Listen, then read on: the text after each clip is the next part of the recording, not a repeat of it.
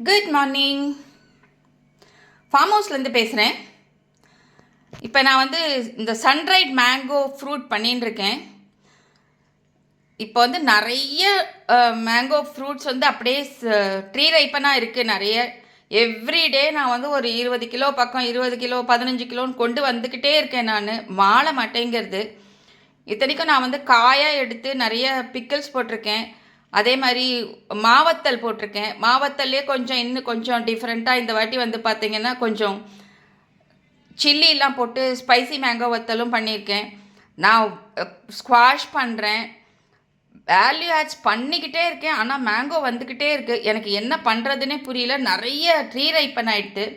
So அதனால் நான் இந்த வாட்டி என்ன பண்ணேன்னா, சரி டீஹைட்ரேட்டட் மாதிரி பண்ணிடலாம் அப்படின்னு சொல்லிட்டு நான் வந்து இப்போ வந்து பண்ணிட்டுருக்கேன். ஸோ அது இனிஷியலாக வந்து கட் பண்ணி உடனே கொஞ்ச நேரம் மட்டும் சோலார் ட்ரையரில் வைப்பேன். ஏன்னா சோலார் ட்ரையரோட ஹீட் ரொம்ப ஜாஸ்தி. வெளியில் ஒரு 40-45 இருக்குன்னா உள்ளே 65 கிட்ட இருக்கும். ஸோ அதனால் என்ன ஆகும்னா உங்களுக்கு வந்து அந்த கான்சன்ட்ரேஷன் ஆஃப் ஃப்ரக்டோஸ் வந்து ரொம்ப டெப்த்தாக போயிடும். ஸோ அதில் தான் வந்து உங்களுக்கு இந்த மாதிரி கலர் மாறும். ஆல்ரெடி வந்து பார்த்தீங்கன்னா அந்த ஃப்ரூட்ஸ் எல்லாம் நம்ம வந்து மெஷர் பண்ணுறதுக்கு வந்து பிரிக்ஸ்னு ஒன்று சொல்லுவோம். அதுதான் ஒரு ஃப்ரூட்டில் எவ்வளோ வந்து ஸ்வீட்னஸ் இருக்குது அப்படிங்கிற மாதிரி ஸ்வீட் கண்டென்ட் மெஷர் பண்ணுறது. மேங்கோக்கு மட்டும் இல்லை, பலா அதுக்கெல்லாம் கூட பண்ணுவாங்க.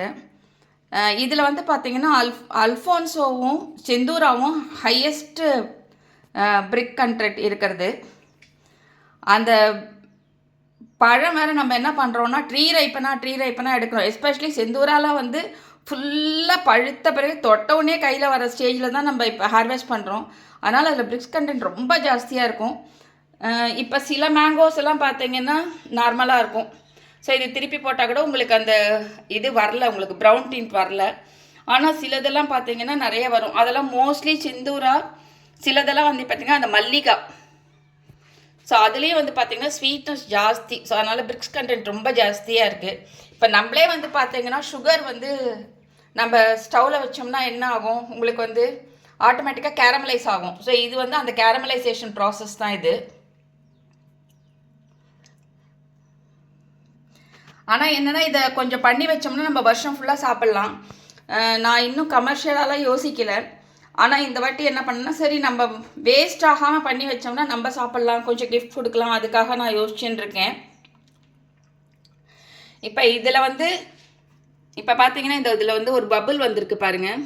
அது என்னென்னா சுற்றி இருக்கிற ஜூஸ் எல்லாம் வந்து கான்சென்ட்ரேட் ஆகிட்டு நடுவில் கொஞ்சோண்டு ஜூஸ் இருக்குது. நான் இப்போ அதை ஒரு ஸ்பூன் வச்சு அந்த இடத்த ப்ரெஸ் பண்ணி விட்டோம்னா அந்த ஜூஸ் வந்து ஈவன் அவுட் ஆகி அந்த இடமும் வந்து உங்களுக்கு வந்து நல்லா காஞ்சிரும். இது என்னென்னா முறன்னு காயக்கூடாது. இப்போ பார்த்தீங்கன்னா சில இதிலலாம் இந்த கண்டென்ட் இது மாதிரி ஆகிடும். ஸோ இதெல்லாம் நம்மளுக்கு ரெடி. நம்ம வந்து எடுத்து நம்ம வந்து ஃபோல்ட் பண்ணோம்னா மடிக்கிற மாதிரி இருக்கணும். ஸோ இப்போ பார்த்தீங்கன்னா இது வந்து இப்படி மடிக்கிற மாதிரி இருக்குது பாருங்கள். இது ஆனால் நல்லா காஞ்சிருச்சு, ஃபுல்லாக வந்து வாட்டர் கண்டென்ட்டே இல்லை. இதுக்கு மேலே வச்சோம்னா ரொம்ப ஹார்ட் ஆகிடுச்சுன்னா சாப்பிட நல்லா இருக்காது. அது ஒரு சிப்ஸ் மாதிரியும் இருக்காது, அது சாப்பிடவும் டேஸ்டியாக இருக்காது. இது வந்து பார்த்திங்கன்னா உங்களுக்கு சாப்பிட்றதுக்கு வந்து நல்ல ஒரு சூயி கன்சிஸ்டண்ட்டில் ஸ்வீட்டாக இருக்கும். இதில் வந்து நம்ம ஆர்டிஃபிஷியல் கலர்ஸோ இல்லாட்டா வந்து எந்த ஃப்ளேவர்ஸு இல்லை இதில் வந்து சுகர் சேர்க்கறது அந்த மாதிரி எதுவுமே பண்ணல. It is just tree ripen mango cut into pieces. So நான் முதல்ல நிறைய பெரிய பெரிய பீசஸாக போடச்சு என்னதுன்னா அந்த கேரமலைசேஷன் வந்து நிறைய நடக்கிறது. பார்த்திங்கன்னா இது வந்து செந்தூராவே இல்லை, ஆனாலும் பார்த்திங்கன்னா அந்த மாதிரி இருக்குது. ஆனால் இந்த ஸ்மாலர் பீசஸாக போடச்சு அந்த மாதிரி ரொம்ப இல்லை. ஏன்னா அந்த ஸ்வீட்டன் வந்து ஸ்ப்ரெட் அவுட் ஆகுதுன்னு நினைக்கிறேன். அதனால் in fact this is easy to handle. பேக்கிங்காக இருக்கட்டும், அதே மாதிரி நம்ம கன்சியூம் பண்ணுறதுக்கும் ஒரு சின்ன பீஸ் எடுத்து வாயில் போட்டுக்கலாம். அதுனா நம்ம கட் பண்ணி சாப்பிட்ணும், ஃபுல்லாக சாப்பிட ஹெசிடேஷன் இருக்கும். ஸோ அந்த மாதிரி எதுவுமே இருக்காது. அதனால் நான் இப்போ ரீசெண்டாக இருக்கிறதுலாம் பண்ண ஆரம்பிச்சிட்டேன். இப்போ இது பார்த்தீங்கன்னா இது நேற்று பண்ணதில் இதெல்லாம் வந்து பங்கனபல்லி, இது வந்து பார்த்திங்கன்னா செந்தூராவோட பிரிக்ஸ் கண்டென்ட் சொல்கிறாங்க 19 வரைக்கும் இருக்கும் அப்படின்னு சொல்லிட்டு ஒரு 100 கிராம்ஸில். அதே நம்மளுக்கு பங்கனபல்லிலாம் பார்த்திங்கன்னா ஒரு 14 to 18 அந்த மாதிரி இருக்கும்ன்றாங்க. அல்ஃபோன்ஸாலாம் வந்து 18 to 24 அந்த மாதிரி. பிரிக்ஸ் கண்டென்ட் வந்து depends upon the fruit depends upon the environment it is ரைப்பண்ட். அதே நம்ம காயை பறித்து வெளியில் பழுக்க வச்சு அது அவ்வளோ வராது உங்களுக்கு. ஆனால் நான் எல்லாத்தையும் மரத்தில் பழுக்க எடுக்கிறதுனால அதனோட ஸ்வீட்னஸ் வந்து டெஃபினட்டாகவே ஜாஸ்தியாக தான் இருக்கும். அதே மாதிரி ஜூஸினஸும் ஜாஸ்தியாக இருக்கும்.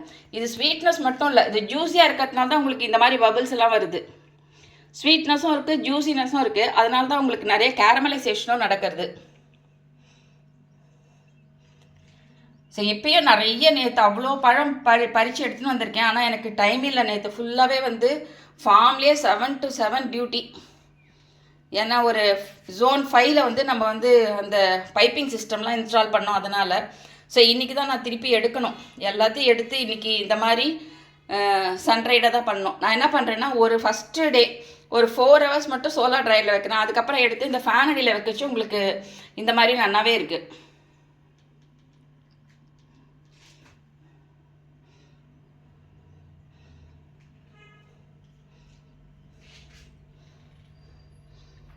இது ஒன்ஸ் வந்து நான் ஸ்டோர் பண்ணிவிட்டு வெளியில் ஒரு 1 month அப்படி வச்சு பார்க்கணும். பார்த்துட்டு நான் ஷேர் பண்ணுறேன்.